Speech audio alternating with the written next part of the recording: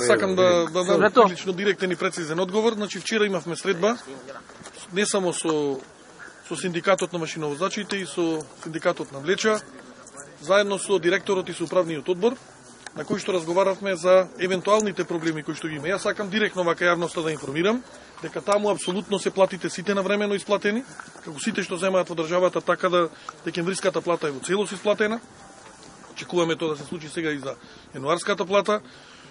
Сакам да потсетам една работа. Првиот ден кога станав министер и кога почна оваа влада, практично почнавме со штрајк на машиновозачите и тогаш голем дел на работи ги усогласивме во делот на зголемување на коефициенти, укинување на дел антикризни мерки кои што беа.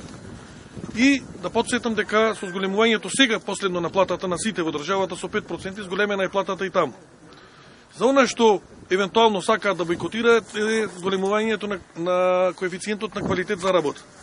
Тој од 20 на 30% еднократно е покачен во декември и сега велиме пак 30 да биде од јануари. Тие бараат 40.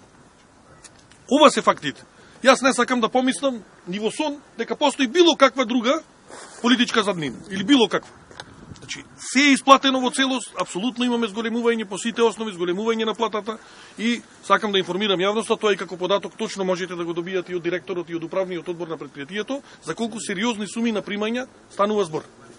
Луѓе кои што ја работат таа работа. Затоа сакам одавде да испратам сериозен апел, тоа им го соопштив и вчера, дека апсолутно треба да продолжат со работа, сите треба да се покажеме државно општествено одговорни, бидејќи секој застои таму на сите бројни проблеми кои што ги има 30 години во делот на долговите кои што ги имаат, да не се прават нови, бидејќи тоа е интерес и за државата и за граѓаните.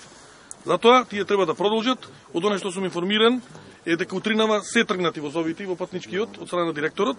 Така да очекувам тоа да се случи и низ денот. Јас сум спремен повторно да разговараме и во разговорот мој со нив вчера укажав дека и во делот на измени на систематизација секогаш и јас како ресорен министер и управниот одбор се спремни да преговарат. Не по цена да има уцена и не по цена се разбира да се наруши или да се прави штета на работењето на претпријатието. Тоа е многу јасен одговор. Затоа не гледам причина за било какви бойкоти или штрајкови кои што евентуално би се појавиле таму.